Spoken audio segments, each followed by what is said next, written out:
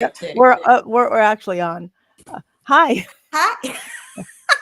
Well, you all joining us live today. This is Jung at Harp, episode number 147, grounded expansion, grounded expansion and right limitation. You can see that Deborah and I are having our own struggles with that this morning.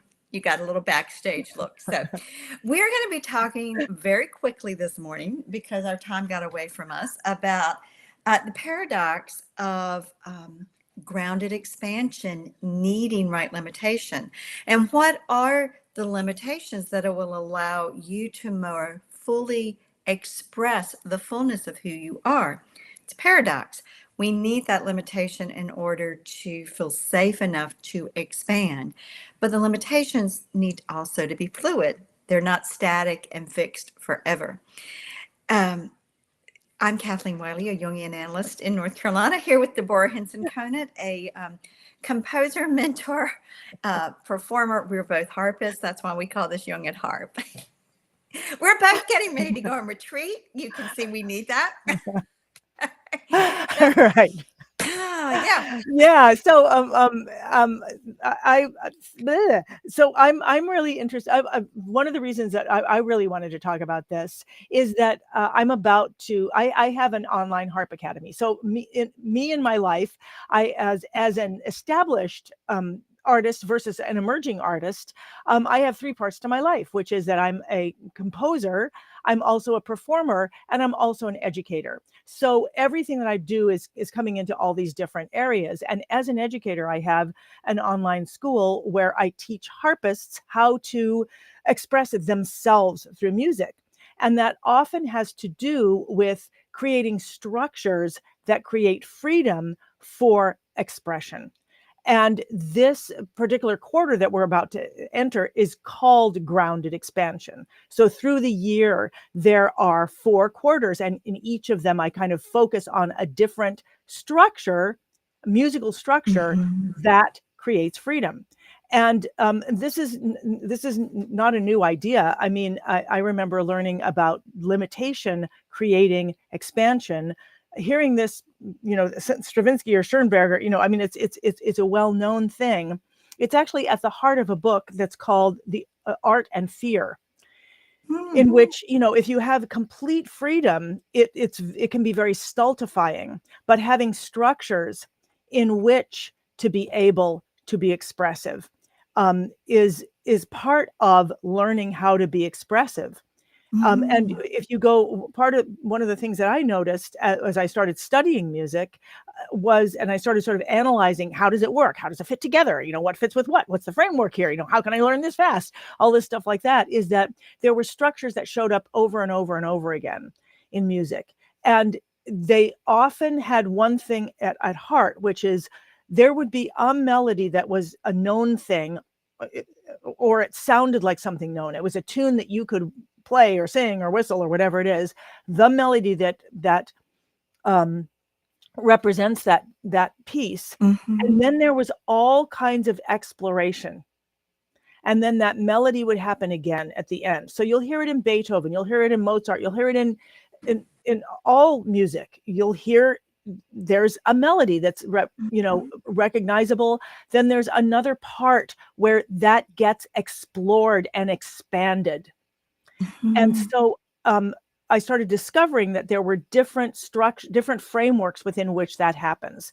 So the sonata allegro form, which is also the same form as jazz uses, and it uses one where the known melody starts in the beginning, and then you take away the melody and you take everything that supports that melody and you invent new melodies on it. And that's what the improvisation is all about. And then you put the melody again at the end. That's just how that structure is. But there's another structure that I found very, very helpful when I was first learning to improvise, where you have the melody, then you have something very simple that you improvise on, the melody, that simple thing again that you improvise on, the melody, that simple thing, and the melody, and those things you improvise on are called episodes. And that structure is called the rondo form. You keep coming back round to that melody over and over again. And when I discovered that form, And it's just a simple idea. It's like, do something safe, then go on an adventure, come back to the safe thing, do the adventure, come back to the safe thing, do the adventure, come back to, so it gives you that safety to expand. I started using that concept to build pieces on. And that concept ended up becoming this big piece this big concerto of mine that's being played, all over the world now. When taken to its big conclusion, you can go wherever you want with this idea. But this quarter, I'm teaching the very simple idea.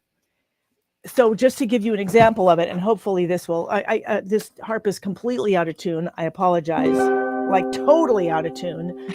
So I'll do it down here. So in this case, there's a simple melody. The melody has like,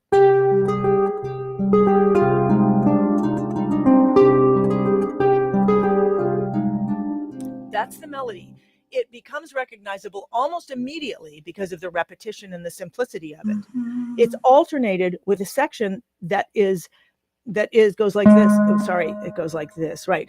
Dun, dun, dun, dun, dun, dun, dun, dun. That's the foundation of it.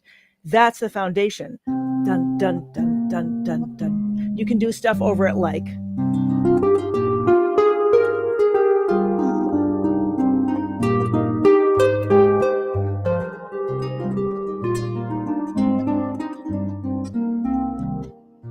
And that provides the structure for that. It can be crazy. You can even be going.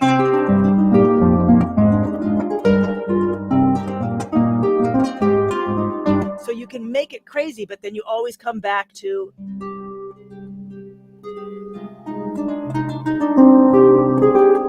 And then you take another adventure that might be.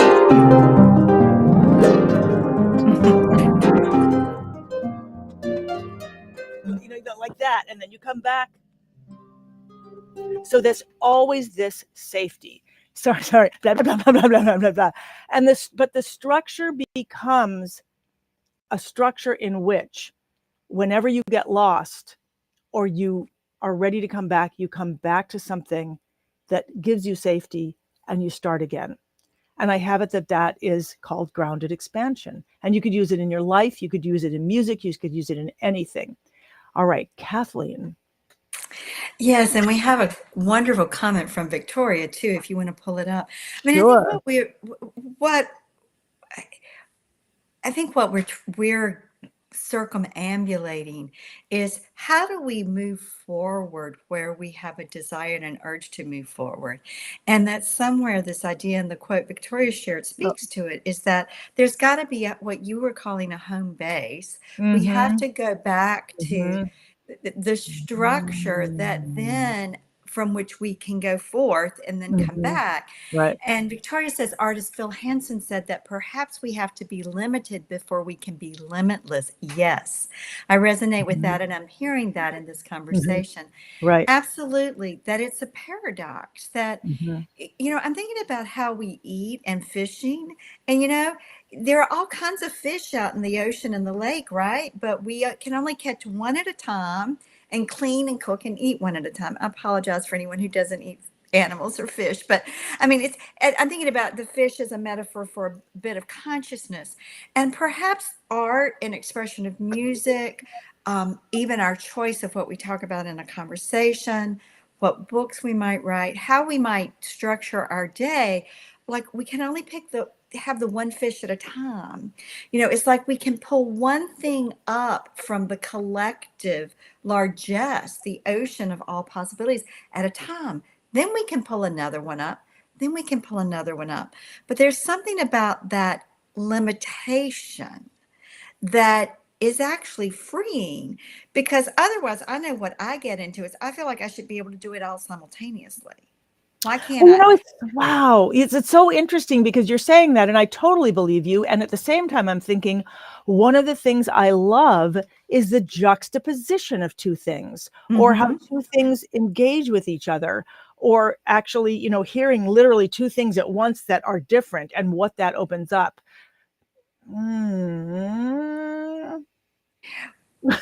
Yeah, because I think maybe what I'm feeling into is that well, this is the image I'm having for whatever it's worth. We can have one fishing pole or we can have five, right? I mean, I live on a lake, and so I often see fishermen who have, Mm. more than one Right. fishing rod. They're holding one, but they have others that might be in the water that are in stands that they're also watching. Mhm, mhm. So I suppose it's a matter of how many fishing lines can we hold at one time. We can Mm. only actually tend and pull one out at a time. Well, and I'm also what I'm thinking, I mean, okay, now we're on this fishing thing, which is fine because why not? I'm thinking that as a child, I mean, maybe as we develop, we can actually manage 5 fishing lines at once, 5 open things to the universe or whatever it Mhm. is.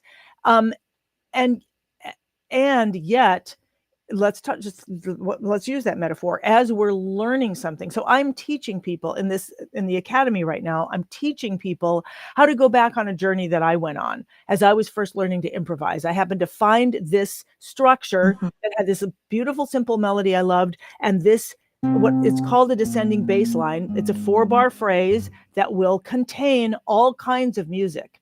So I was able to, in the beginning, just do this. And I could, at first, this was one Mhm. fishing line. And then I could do 2 fishing lines. Mhm. And then as I got more and more comfortable, I could add another fishing line, which might be this rhythm. Mm. So this bass line with its, with a rhythm. And this rhythm was a 6th fishing line, et cetera, et cetera. But Mhm. we start off with something very simple. We limit to begin to open up the capacity to expand. And let's see. So Victoria is part of this. Yes. Okay. Exactly. So Victoria is saying life is full of paradoxes. And I am learning the importance of the beauty of embracing them. The space that exists between 2 edges are often the most interesting. Yes. Yes. Yeah. And it's now time for us to leave, and we just got here. But I was determined, like we were like, we don't have any time, and I was like, I am determined to get on here today and speak. You know, you know, now I'm thinking about going to the gym and working out and how you can do an exercise that isolates one muscle, or you can do an exercise that involves 3 or 4 muscle groups. And I'm thinking about, I have some of those that I do. I have some, I'll do basic biceps curls just for biceps, but then I have some arm exercises I do that involve multiple muscles.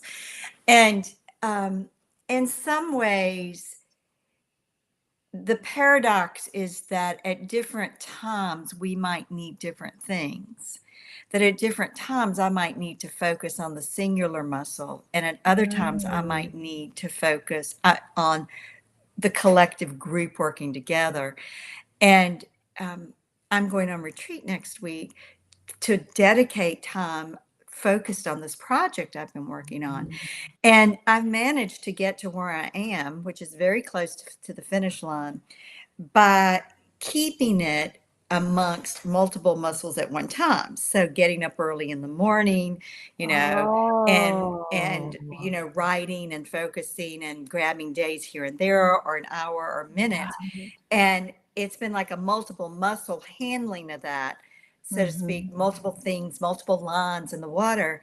And what I realize right now in terms of my own expansion is I need the limitation of a singular focus. I don't Mm. need to have it a schedule with client Mm. appointments, with, worrying about what my husband needs, Mm. what my dog needs. Mhm. I just need to Right. be able to focus on this. Mhm.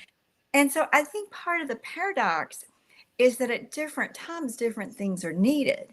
And it's all too easy to have internalized expectations from the collective that we should do it like so and so is doing it. Well, so and so does Mm. it this way, so why should I should be able to do it that way?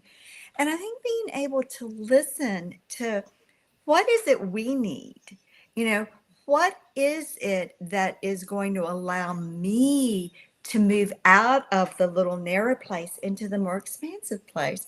And what you're saying with your music, and as you're teaching it, is you say, okay, here, let's just be right here, and I'm going to say in this little hall.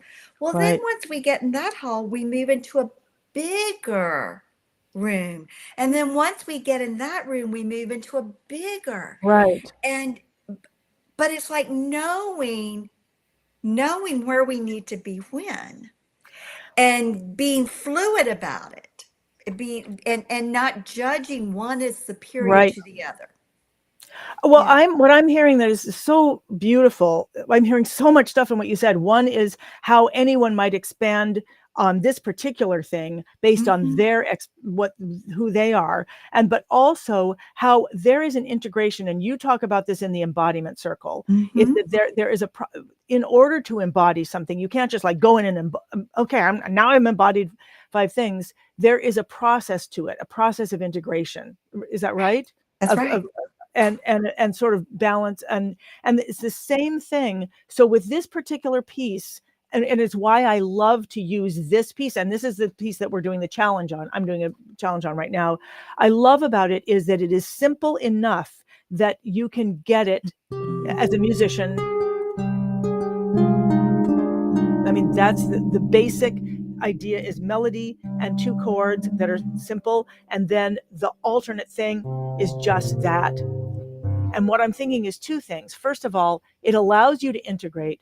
It allows you to have a safe place. And then what I heard and what you said is it allows, because it's such a simple structure, and all it is 2 things alternating, one of which has this shape and the other of which has this shape. And you could then start expanding that in a way that is unique to you. Yes. You could start expanding it as a drawing. You could expand it as a dance. You could expand it as something with poetry. You could expand it Mhm. as simply as music, but it's a simple enough structure that it could be conceived of, and then it can start being expanded in, and that expansion, that is all about self-expression Right. rather than trying to do something in a specific way. Right. Right. And from a Jungian perspective, grounded expansion flows through what is that sometimes can seem like a narrow pathway of one's true self, Mm. but it's not at all narrow because it holds all the possibilities of who you are. And so where we start from is so important. Do we start from out here and an internalized idea of how the music's supposed to sound, what I'm Mhm. supposed to look like when I'm playing it, or this is Mm. how I'm supposed to express myself, or this is how I'm supposed to create? Or do we start from within here to what, you know what? This is what's natural for me. This is what comes spontaneously. This is what brings me joy. This is what flames the fire of my own creative expression. Because all too often, we don't expand because we aren't in the right limitation of the fire of our own true self, because we are looking out here thinking we're supposed to be like somebody else's fire, using my metaphor for their life force, you Right. know. um I'm just going to pull up. I know yeah, a quiet internal voice informed, yeah, get out of the way. yeah, Informed me, he says, a quiet internal voice informed me, get out of the way while playing a stringed instrument. It's yeah. yes, and what so beautiful. I wish we had an hour here today. And Victoria said, I found that when I limit myself, I am able to explore that space within that limitation more fully. It Mhm. actually gives me the ability to develop some mastery and confidence before I incorporate more newness. Yes. Exactly. And that is what I am doing in this quarter in the academy, and it's what I'm working to do in my life. And I think, Kathleen, it's part of what you are working to do in going on a retreat, this whole idea. And it just occurred to me that one of the things that makes it work is when you can get it simple enough that you're actually able to embody it and be comfortable with it, versus thinking it should be like this and this and this and then and to allow that to be so, to Yes. allow it to be. Yes. All right. This was amazing. And You. thank you to those of you who joined in Yes. with us and who were waiting for us. We were late coming on, and we appreciate your appreciation of our spontaneity and just going with the flow. Yes, thank you so much. We may not be here for a couple of weeks. I'm going off to France for a retreat and off to Europe to perform in some festivals. And Kathleen is going on her retreat. So we will. If we don't see you in the next couple of weeks, we'll see you again when I get back and when we're both back. And thank you, Victoria, thank you, John, and thank you everybody for all the comments that we hear here and afterwards. And we will see you again very soon. Kathleen, any last words? Live within the limitations of your true nature, and you will fulfill the expanded self, embody the expanded self you're created to be. And I'm going to do the same. Me